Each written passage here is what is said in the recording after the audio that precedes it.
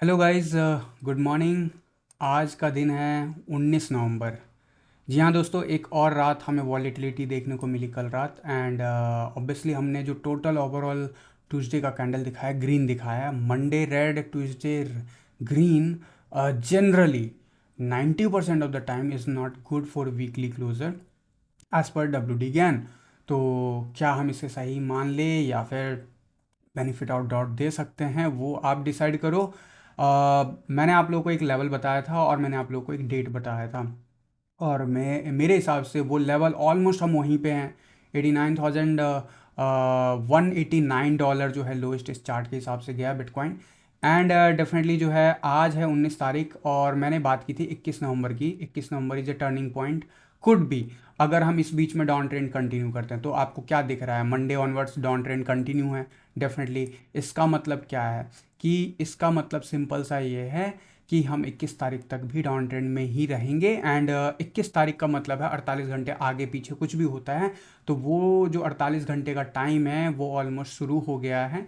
तो हमें any time अब यहाँ से मुझे लगता है अगर यहाँ से रिवर्सल एक कंफर्म होता है तो जिसकी बात मैंने कही थी पिछले दो वीडियोस में, वो शायद हमें एक शॉर्ट टर्म में एक अपॉर्चुनिटीज़ देखने को मिले डेफिनेटली। जो है वीकली कैंडल का ऑब्जर्वेशन, रेड का मतलब है कि और नीचे जा सकता है, नहीं जा सकता है, इट्स तो टाइम बताएगा, ठीक है, कंफर्म करेगा टाइम ही। लेकिन थ्योरी के हिसाब से अभी तक हमेशा ही सही रहा है। बट यहाँ पे अब हमारा स्ट्रगल पीरियड शुरू हो चुका है बिटकॉइन के चार्ट पे। एंड डेफिनेटली जो है इसका जो है इफेक्ट ऑल्ट कॉइन पे जो है अगर आपको नहीं देखने को मिल रहा है, उसका रीज़न जो है डोमिनेंस चार्ट है। डोमिनेंस चार्ट अगर मैं बात करूँ कल के दिन ऑलमोस्ट ऑलमोस्ट 0.5% के अराउंड में नीचे गिरा है। एंड वहीं अगर मैं इथीरियम की बात करूँ तो लगभग लगभग इथीरियम जो है लगभग 2% बढ़ा है। तो BTC पेयर में 2% बढ़ने का मतलब है कि लगभग लगभग इथीरियम जो है बिटकॉइन के कंपैरिजन में ज़्यादा बढ़ा, 3%। तो वो 0.5% का बेनिफिट यहाँ पे लगभग उससे देखने को मिला। बट अभी भी हम इस पैटर्न में इथेरियम के नीचे ही चल रहे हैं। डेफिनेटली अगर कोई एक स्कोप है तो इस पैटर्न के अंदर आने पे हो सकता है, जिसकी बात मैंने ऑलरेडी बोली हुई है। गोल्डन पॉकेट ऑलरेडी हम टेस्ट कर रहे हैं इस वक्त। और जो अभी का लेवल है उसमें डॉलर का केस अगर देखें तो अभी भी जो है यहाँ पे एक इम्पॉर्टेंट लेवल हमने कल टेस्ट कर लिया 6% का। और आपको याद होगा मैंने आप लोगों को एक इसकी जब ये ब्रेकआउट करता हुआ दिखा और वो वापस से रिटर्न लेता हुआ दिखा, मैंने आप लोग को बता रखा पिछले वीडियोस में कि एज़ पर दिस मुझे लगता है कि 2026 साल यानी कि अगले एक साल में इसका मिनिमम जो टारगेट है वो लगभग इस जोन के आसपास ज़रूर जाने की कोशिश करेगा। और अभी शॉर्ट टर्म में 8% की तरफ तो फॉर श्योर। तो शॉर्ट टर्म में मानी कि आप मान के चलिए कि लगभग 3 से 4 महीने में इस रेंज में जाना चाहिए। बट इसका पोजिशनिंग, क्योंकि इसके साथ अभी बिटकॉइन डोमिनेंस इसके अपोजिट चल रहा है, तो ये एक बेनिफिट दे रहा है। ऑल्ट कॉइन होल्ड करता हुआ दिख रहा होगा in compare to bitcoin. But ये तभी तक है जब तक हमारे साथ ये फेवरेबल है। और ये फेवरेबल फ़िलहाल मैंने आप लोगों को पिछले एनालिसिस में भी कहा था कि हाँ ये नीचे जाता हुआ दिख रहा है, लेकिन इससे कोई ज़्यादा उम्मीद नहीं लगाना तब तक जब तक इसमें या तो एक पुल बैक ना आ जाए। पुल बैक अगर आता है तो वो यही फेज़ हो सकता है 21 तारीख के बाद का। और अगर ये पुल बैक आता है तो इन्हीं ट्रेंड लाइन के आसपास से फिर से रिटर्न लेता हुआ दिख सकता है 4 दिसंबर या फिर 20 दिसंबर के बाद। तो 20 दिसंबर के बाद फिर से एक माहौल ख़राब हो सकता है। लेकिन वो कंफर्म कब होगा? जब 21 नवंबर से हम धीरे धीरे यहाँ पे तो होल्ड करें या फिर हम नीचे की तरफ मूव दिखाएं। यानी कि अगले 3 दिनों में अब हम कोई नया हाई ना बनाए। अगर हम अगला कोई नया हाई नहीं बनाते अगले 3 दिन में, तो मेरे ख्याल से अब रिट्रेसमेंट का पीरियड शुरू होगा। रिट्रेसमेंट का पीरियड का मतलब नया हाई बनाना ज़रूरी नहीं है, और इसका डिपेंडेंसी उस इंडिविजुअल चार्ट पे भी है जिस एसेट में आप डील करते हो। तो इन दोनों फैक्टर को जरूर कंसीडर कीजिएगा। एंड जहाँ तक बात है ग्लोबल मार्केट की, आइडिया देता हुआ जा रहा हूँ कि यहाँ पे जो ग्लोबल मार्केट है उसमें ज़रूर जो है सुगबुगाहट उसी तरफ है फ़िलहाल भी। एंड इस लेवल को हमने नहीं देखा और यहाँ से भी हमने रिजेक्शन देखा। एंड फिर कंटिन्यूसली हमारे एक जो नेक लाइन है, नेक लाइन के पास जाता हुआ भी फ़िलहाल दिख रहा है। और डेफिनेटली जो S&P अच्छा नहीं दिख रहा है। अगर डेली चार्ट पे देखूं तो अब बिलो जो है लगभग 40 ट्रेड कर रहा है, यहाँ पे थोड़ा बहुत सपोर्ट मिल सकता है। वहीं अगर मैं वीक 3 डेज़ की चार्ट की बात करूँ तो 50 के आसपास है, तो 50 के आसपास जनरली सपोर्ट मिलता है, यानी कि इस लेवल के आसपास ज़रूर सपोर्ट मिलेगा एंड यहाँ पे एक रिट्रेसमेंट जरूर मिल सकता है। लेकिन वीकली चार्ट पे अभी भी हम 60 के आसपास हैं, तो तीनों जगह वन डे, वीकली या 3 डे, तीनों जो है अपने अपने सपोर्ट पे हैं, 60, 50 एंड 40। एंड ये तीनों ही लेवल इंपॉर्टेंट होते हैं, मैंने हमेशा बोला है। तो मैं एक्सपेक्ट करता हूँ कि अब यहाँ पे जो है एक मोमेंटम जरूर बनता हुआ आने वाले डेज में दिख सकता है। यहाँ पे अगर मैं बात करूँ, मंडे का कैंडल हमारा रेड था, ट्यूसडे का भी कैंडल रेड है, तो मैं कुछ ज़्यादा नहीं बट वॉलीटिलिटी में इसी जगह के आसपास वापस से मुझे लगता है कि दिखना चाहिए, और यहाँ पे ग्रीन कैंडल बनाता हुआ दिखना चाहिए। अगर यहाँ पे कोई रिट्रेसमेंट दिखता है तो शायद वो दोनों जगह एप्लीकेबल हो, एसएनपी पे भी यानी कि ग्लोबल मार्केट में भी, एंड बाकी के जगह पे भी यानी कि क्रिप्टो मार्केट में भी। यहाँ पे बात करें गोल्ड मार्केट की, तो गोल्ड मार्केट ने हमें ये कैंडल रिजेक्शन दिया अपने सप्लाई एरिया से, जो कि अच्छा साइन नहीं है। बट अभी जो है, क्योंकि अभी भी गोल्ड के लिए हमारे पास एक माइनर सा डिस्टेंस ट्रैवल करना बाकी है, एज पर 3 ईयर बैक जो भी मैंने डेट प्रिडिक्ट किया था। बट जो लेवल्स है मैंने पहले ही बता रखा है, लेवल से अब ज़्यादा मुझे उम्मीद नहीं है। शायद हम यहाँ पे अब लोअर जो है लो एंड लोअर हाई प्रिंट करना शुरू कर सकते हैं, लेकिन अभी तक वो दिखा नहीं है ट्रेंड। जब तक ये ट्रेंड टूटेगा नहीं तब तक वो कंफर्म नहीं होगा वनडे के चार्ट पे। बट फिलहाल के लिए इंपॉर्टेंट ये होगा क्या है, ये लेवल क्रॉस कर पाता है आने वाले डेज में इस फॉलो थ्रू में, या फिर ये अनदर रिजेक्शन झेलता हुआ हमें फर्दर डाउन दिखेगा।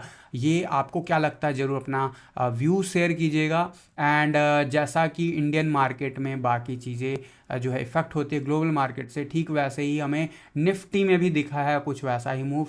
निफ्टी अभी 9:27 पे जो है लगभग लगभग निगेटिव खुला है, निगेटिव अभी ट्रेड हो रहा है।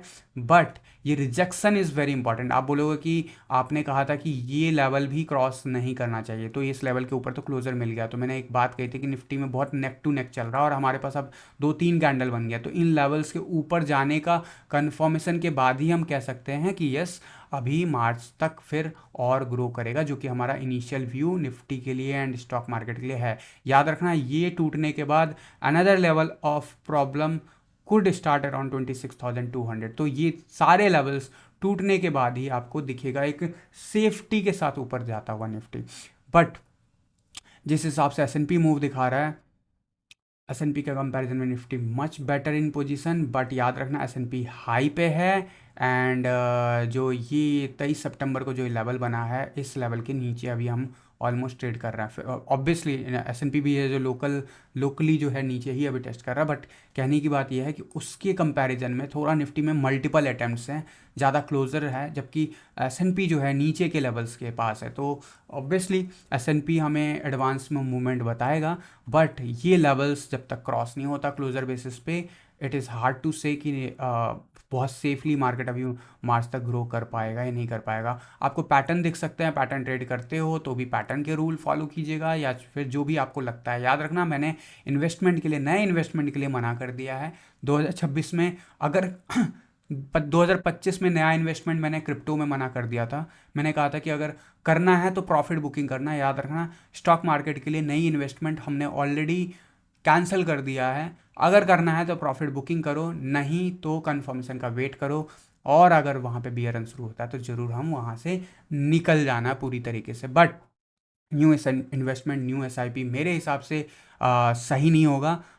स्पेशली जब आप स्टॉक मार्केट में इन्वेस्ट करते हो तो कम से कम 6 महीने से 1 साल का व्यू वर्स्ट केस में तो लेते ही हो, और शॉर्ट टर्म में अगर मैं बात करूँ तो लगभग लगभग 2-3 साल का व्यू तो लेते ही लेते हो। तो 2-3 साल का व्यू मेरे लिए अच्छा नहीं है, इसलिए मैं बार बार बोल रहा हूँ नया इन्वेस्टमेंट बंद। अगर कुछ भी होना है तो पुराने इन्वेस्टमेंट पे ही होना है, और केयरफुल रहना है। जैसे क्रिप्टो में हम केयरफुल थे अक्टूबर ऑनवर्ड, वैसे ही हमें अब जैसे जैसे 2026 में एंट्री मारेंगे स्टॉक में हमें केयरफुल रहना है। याद रखना, 2026 स्टॉक मार्केट के लिए या ग्लोबल मार्केट के लिए थोड़ा सा जो है वॉलीटिलिटी ला सकता है, क्योंकि जनरली बैनर साइकिल ये कहता है कि जिस साल भी बैनर साइकिल में वो प्रिंट होता है ईयर, उस ईयर के एंड तक ही वो होता है। लेकिन ये कोई हार्ड एंड फास्ट रूल नहीं है, वो एक अंदाज़ा है, 100 साल पुराना अंदाज़ा है, और वो अभी तक रिस्पेक्ट किया है। मोस्ट ऑफ द टाइम जो है ऐसा ही हुआ है।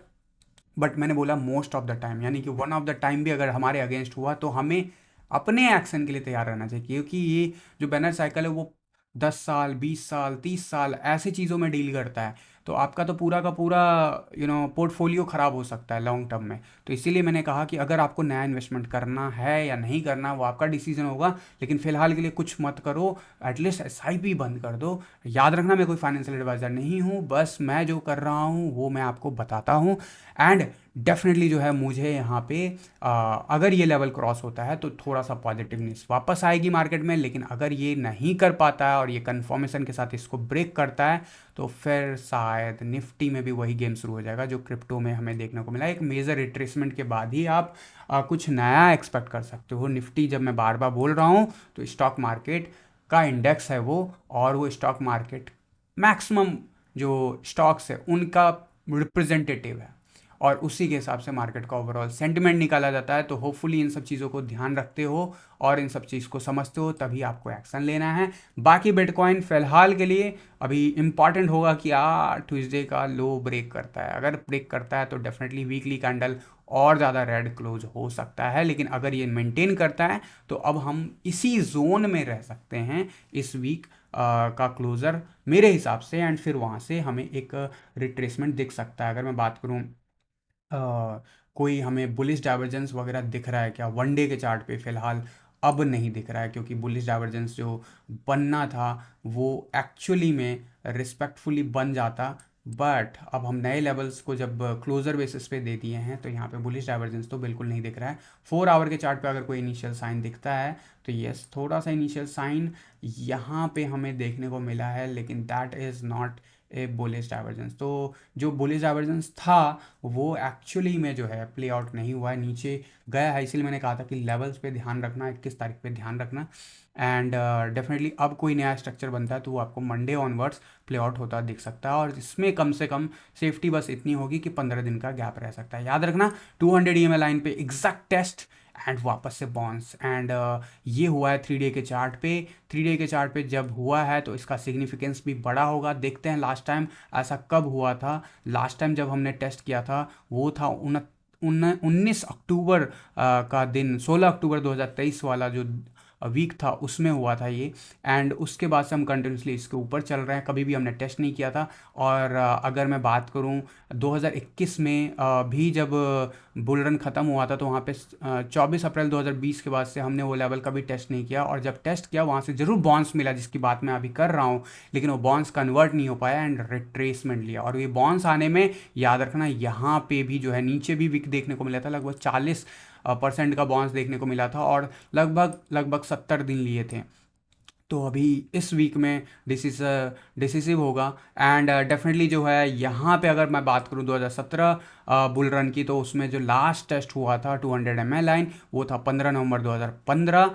एंड उसके बाद जब हमने अगली बार टेस्ट किया तो डेफिनेटली जो है मार्केट 20,000 से 5,000 पे आ चुकी थी, बहुत बड़ा डाउनफॉल।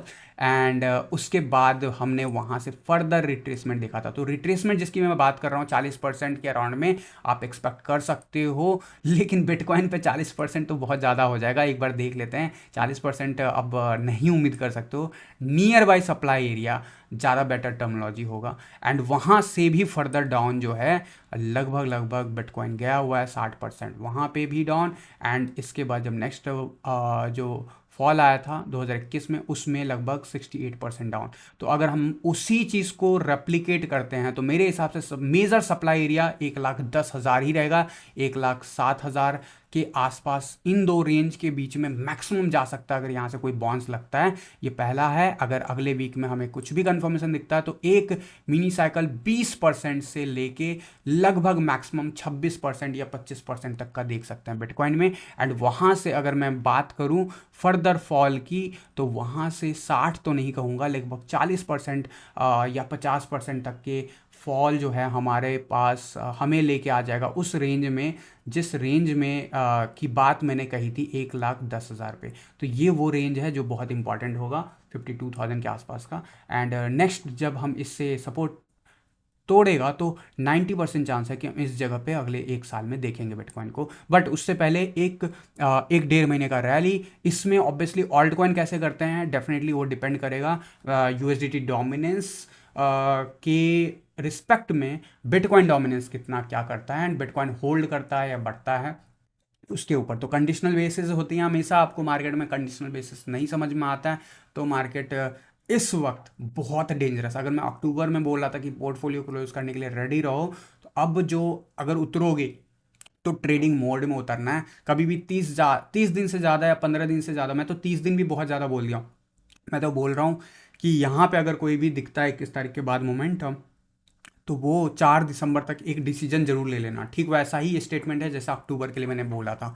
एंड उसके बाद जो भी मिलेगा वो बोनस, और उसमें ज़्यादा उम्मीद मत रखना 20 दिसंबर के बाद। 20 दिसंबर से पहले पहले ही गेम प्ले आउट हो सकता है, और वो प्ले आउट जो होगा हमें एक नए लो पे ले जा सकता है, और जो नया लो है वो 2026 में आ सकता है, पहले जो है मार्च से लेके जून के बीच में कभी भी, मेरे हिसाब से। बाकी अभी बहुत अर्ली है कहना, याद रखना मैं बहुत चीज़ें बहुत पहले बता जाता हूँ, आप शायद रिलेट नहीं कर पाते हो। कैसा लगा आज का एनालिसिस? कुछ लोग सरप्राइज भी होंगे कि पूरे बुल रन में शांत था बंदा, बियर रन स्टार्ट होते ही क्यों आने लगा है। तो मैं बार बार बोल रहा हूँ, मैं लोगों को पैसे बनवाने के लिए नहीं आता, मैं लोगों के पैसे सेव कराने में ज़्यादा बिलीव रखता हूँ। और इसीलिए, और मैंने दूसरी बात ये भी कही थी कि मैंने बुल रन का ठेका नहीं ले रखा है 2021 की तरह। इस बार अपन दिल से जब हुआ हुआ physically, when ever I was enabled, मैंने टेलीग्राम पे सेशन किया। यूट्यूब पे मैंने नहीं किया, यूट्यूब में शायद पहला वीडियो मेरा अक्टूबर में आया था, एंड वो भी इसलिए क्योंकि निकलने का टाइम आ गया था। तो बाकी कोई वीडियो नहीं।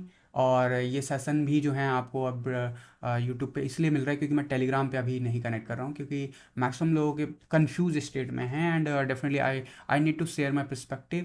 अदरवाइज़ ये भी टेलीग्राम पे अगर हो जाता तो शायद ये आपको यूट्यूब पे ना मिलता, शायद। तो कैसा लगा इस टाइप का शॉर्ट एनालिसिस ज़रूर शेयर कीजिएगा।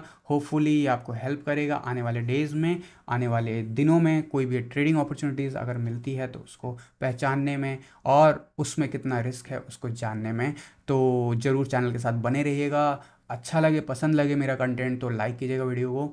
एंड अगर नए हो चैनल पे, जो कि गलती से हो सकता है कि यूट्यूब मेरे वीडियोस को शेयर कर दे नए पर्सन तक, तो आप ज़रूर इस टाइप के कंटेंट के लिए सब्सक्राइब कर लीजिएगा, और टेलीग्राम का चैनल ज़रूर ज्वाइन कीजिएगा, क्योंकि सबसे ज़्यादा कंटेंट आपको वहीं पे मिलता है एब्सोल्युटली फ्री। तो मिलता हूँ अगले अपडेट के साथ नेक्स्ट कभी किसी वीडियोज़ में। तब तक के लिए थैंक यू, धन्यवाद, जय हिंद।